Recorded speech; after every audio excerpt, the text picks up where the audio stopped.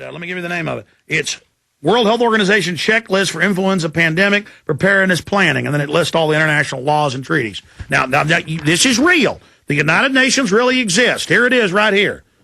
Hate to have to tell Glenn Beck this, but here it is. It exists.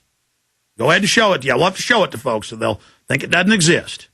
Department of Communicable Diseases, Surveillance Program, Global Influenza Program, World Health Organization. That's the United Nations seal right there. I assure you, that's the world government. I assure you they've announced it's world government, and I assure you it exists. Just like the Gulf of Mexico exists, just like I exist. Just like I get emails saying European Union doesn't exist. My God, you mentally ill people out there need to wake up, folks. World government's upon us. No more time to suck your stupid thumb. I got all this other news here. I'm going to call the White House in a moment, folks. We're going to call the White House in a moment. Let me go ahead and go through some of the other news they've got as they try to sell the public on accepting martial law. Mass vaccination drill puts health officials to practice, and they admit under the Model States Health Emergency Powers Act, they tried to forcibly inoculate 14 million first responders, police, firemen, county workers, doctors, nurses, and most of them said no. 99%, according to the LA Times, said no, because every time they gave them a smallpox shot, people were getting sick or dying from it. So they only shot up 4,000 to 14 million. Do the math. But still, with your kids at schools, they do forced inoculation drills. They don't just do drills. You've seen all over the news where they say, it's the law, you got to take the vaccines. And the kids show up at the courthouse crying, and the parents say, well, I don't want to do it, but they threaten to arrest me. Never telling them there's a waiver, never telling them it's not a law, it's a health department recommendation. Alaska health officials in the Anchorage School District teamed up Wednesday to prepare for the worst-case scenario by practicing a mass dispensing of vaccines.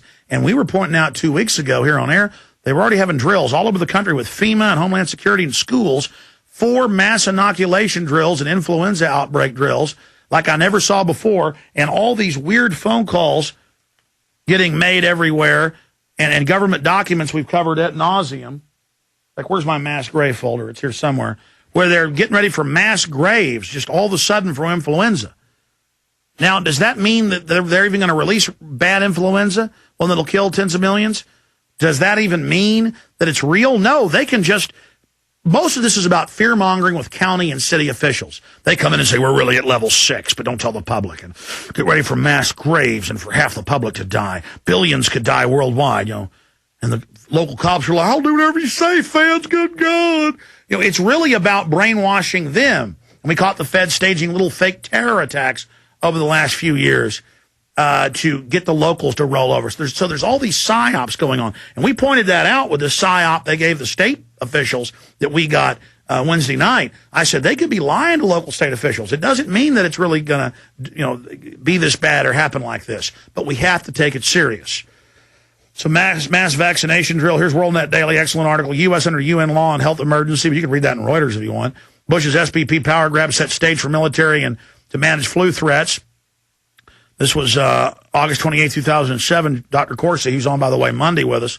And it says in here, in the SPP documents, as we cover in Endgame, my film, that on page 3 that they had a plague involving a scenario of a plague in Mexico reaching across the border of Arizona and Mexico, a pandemic of influenza being the plague in 2006. And the SPP stated in the document that they would use this to help bring in the New World Order in the North American Union. And now that's in mainstream news, that globalism, and it brings the world together. In fact, did you guys Google that, where it was a bunch of headlines like, flu pandemic brings world together, good for globalism, good for global governments, good for UN. I mean, they're just admitting all of this. So you got that. Here's another great article just written by Jurian Masin. Yet another crisis, yet another call for world government, this time from RAND Corporation. That's an excellent article up on Infowars.com. And then this quack thermal imaging. You come out of the hot, parking garage, taking the tram. You come in hot and sweaty to the airport. They drag you aside for flu testing and quarantine you for a few days while they test you. Just all about training us that we're all criminals, we're all bad, giving the control freak government an excuse to be involved in our lives. Meanwhile, we're not noticing French news agency 50 to 100 Guantanamo inmates can't be freed, says Gates. Obama agrees, saying they've got to be tried by secret military tribunals, agreeing with Cheney. See, nobody's hearing about that now. Yeah, the new level signifies that all countries should immediately activate their pandemic preparedness plans, World Health Organization director said. The world will need to pull together, she said. Yeah, but there's headlines I saw on Drudge and everywhere else. We even linked to them. I just can't keep somewhere in the stack. I'll come across it here in a moment, where they're going, this is good for global governance. This is good for world government. This is good for the world coming together. This is good for globalism. Okay, so we got that. I went through that stack. I got some other important stacks here, and I want to recap all of this. And they're doing quarantines everywhere and dragging people off airplanes and dragging people out of these systems. Again, all part of the fear-mongering, all part of the pageantry, all part of the theater. Let's go ahead and do this. Let's go ahead and play the Fox News martial law piece. When we come back, I'm going to call the White House. I'm going to call the White House, give them a piece of my mind, coming up in just a moment. But right now, let's play this little Fox News piece. Now, when I saw this, I knew. When I saw 4 years ago, Tommy Franks, all over the news, all over Cigar Aficionado, all over Newsweek, all over the media going, it's real sad, but one more attack, we're going to have to get rid of the Constitution and our freedoms and have a military form of government. I don't like it, as a soldier and as a patriot, but it's what people want for safety, and it will make them safe, and we got to give the people what they want. I'm real sad about martial law, but it's what's going to need to happen. Militaries throughout history hate setting up dictatorships. Only happens 99% of the time. But anyways, we really hate it. But and I said, that guy's on Pentagon payroll, part of the tens of billions in fake news that Congress admits is going on, and the General Accounting Office says is illegal. Sure enough, came out. Tommy Franks paid over $500,000. In fact, I haven't pulled that up in a while. Google General Tommy Franks paid I think it was $550,000. 550. Yeah, Google it right now. And you're going to see where I'm going with this in a minute. General Tommy Franks paid $550,000 to push Pentagon, to promote war. Tommy Franks paid $550,000 to promote war. And then you read the mainstream article. I don't remember where it was from. That was like 4 or 5 years ago. And it says in there, but I pegged it. I said, he's on payroll. I mean, who isn't with these guys, And then it came out that all these former generals were on payroll and we're being given briefings, and that weird tape with them with Rumsfeld going, without another 9/11, they're not going to go along with another war. God, 9/11 was great. Just wish we could have another one. Now, it sure worked out, didn't it? Yeah, they need another one. I mean, they're basically admitting what they did. It turned out they were on the payroll to go out and act. I'm objective, but we need martial law. I don't like it, but it's what we need. The children deserve it. Well, this Fox piece is, I'm really sorry that